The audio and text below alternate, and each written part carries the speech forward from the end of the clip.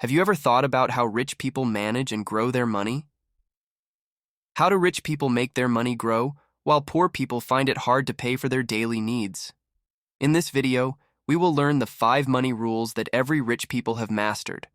We will explore the book 5 Money Rules That the Rich Have Mastered, written by Robert Kiyosaki, and find out how rich people think, use, and grow their money. So what is the first rule? The first rule is learning to protect the money. When you're earning money, there's always a risk. You could lose it to poor choices, scams, or even the government. Your hard-earned money will be taken by the government in the form of income and payroll taxes. This is the reason you should learn and understand taxes. You probably might not have noticed, but the way that you most likely look at taxes goes something like this. You earn the money, the government taxes you, then you spend what is left. This allows the government to take more money from your income. Rich people switch steps so it becomes earn, spend, tax. They will use other people's money instead of their own to minimize and deflect taxes on someone else. Let's say you're interested in investing in real estate. You find a rental property that you believe has good income potential. The property costs $200,000. Instead of using your own savings to purchase the property, you decide to use other people's money to finance the investment. You secure a mortgage loan from a bank to cover 80% of the property's purchase price, which amounts to $160,000.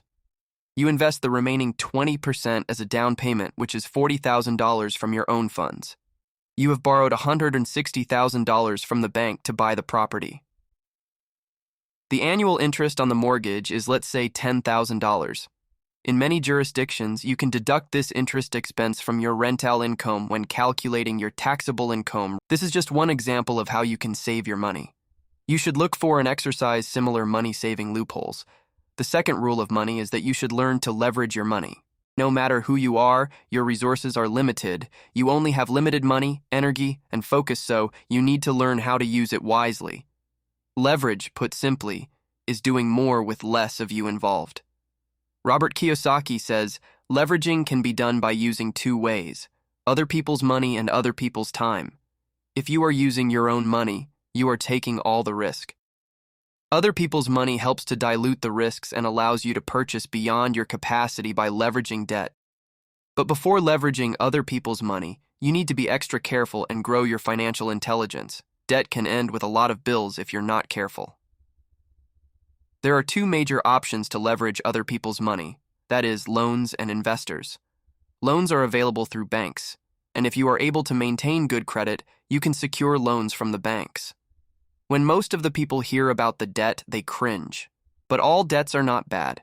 If you use debt to purchase liabilities such as cars, clothing, phones, and laptops for your personal usage, then you'll end up paycheck to paycheck. You need to understand the difference between good and bad debt. Rich people use debt to purchase assets rather than liabilities. They spend their money purchasing real estate businesses and other investments that will turn a profit, and then they use some of that profit to put a down payment on more good debt. Time is also a limited resource. If you try to accomplish everything by yourself, it could take multiple lifetimes. This is why it is important to leverage other people's time. So how can you leverage other people's time? You can do it by hiring employees or subcontractors. When you set up a business, you hire employees. As a business owner, you need to set up a business structure, and when it grows, you can hire other people, for example, managers, to look after the business. Leveraging can make you rich or pretty poor as well. When handling other people's money, you need to be careful about how you spend it. A high level of financial intelligence is required to handle both OPM and OPT. You can grow your financial intelligence by reading books, finding a mentor, or attending seminars. The third money rule is that you should learn to create the money. You can create more money by becoming a business person and an investor. Many people live paycheck to paycheck or make just enough money to get by. This is because most people are working for hourly pay, or even worse, they are putting in ungodly hours for a small, unchanging salary. This is no way to get rich. The American dream has changed. A dream of going good college, settling down, starting a family, working on a high-paying job with pensions, and retiring at 65 years old is no longer viable.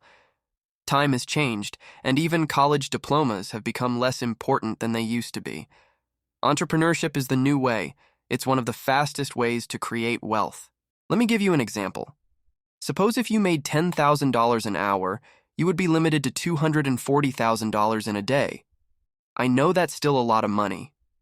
When you own a business, though, there are no hourly caps. This means in the same 24-hour period, you could be making the same amount or more with the same amount of work. You may work for 8 hours or you may work for 12 hours, and you'll still make $240,000 that day. That's because with a big business, money and time are no longer connected. Becoming an entrepreneur isn't just about choosing a place and getting a loan. It's way more complicated. You need to think about how you'll get your business, make it bigger, and make it really successful. You also need to know what people want and need from your business. To be a good entrepreneur, you need to understand all of these things and more. Plus, you have to really like the kind of business you want to start or buy. If you start a business without knowing about the market or how it makes money, your business might fail. Finding a problem that hasn't been solved or a gap in a market gives you a major opportunity. Let me tell you about YouTube. They saw that people wanted to watch all sorts of videos online for free. So, they created a website where you could do just that. Now, YouTube isn't just a big website, it's also one of the largest video platforms on the internet. As an entrepreneur, it is crucial to solve problems for the success of the business. Entrepreneurship, as glamorous as it looks, not everyone is cut out to be a business owner, and that's perfectly fine. Some people might not have the courage for it, and that's okay too. These same folks might not be comfortable with investing either. That's because every business needs employees, and not everyone has to be the boss. If you're listening up to this, chances are you're the kind of person who's willing to take on the challenges of being an entrepreneur. You're not easily scared, and you don't shy away from a good challenge. It will be tough, but if you follow the advice I've shared with you, you can not only start a business, but also grow it into something really big. The fourth rule of money is that you should learn to multiply your money. Robert Kiyosaki mentions that you shouldn't be working for your money, it should be the other way around. One of the best ways to keep your money safe, while also growing it, is investing. When you keep your money in savings, you are at risk when it comes to inflation. Instead, you should invest in assets that you know will continue to have a good value. For example, you can invest in real estate or oil wells or purchase a company that you know will give good value in the future. Robert Kiyosaki mentions real estate can be an excellent investment. Many rich people, including Kiyosaki himself, have made a lot of money from real estate. That's because land is very valuable, and rich folks know it. They build different buildings on their land to make even more money without doing much work. Think about Monopoly, the board game. If you own a piece of land and build a hotel on it, you make lots of money. It's like renting out rooms, but you have many rooms and people pay you for staying there. So the land itself doesn't make you rich, but owning it lets you build things like hotels, which bring in money without you doing much. Whether it's renting a room or a house, owning land is a great investment because it always meets a basic need. It is also vital to understand the difference between trading and investing. So, many people consider trading and investing are same, but it's not. There are some major differences between traders and investors.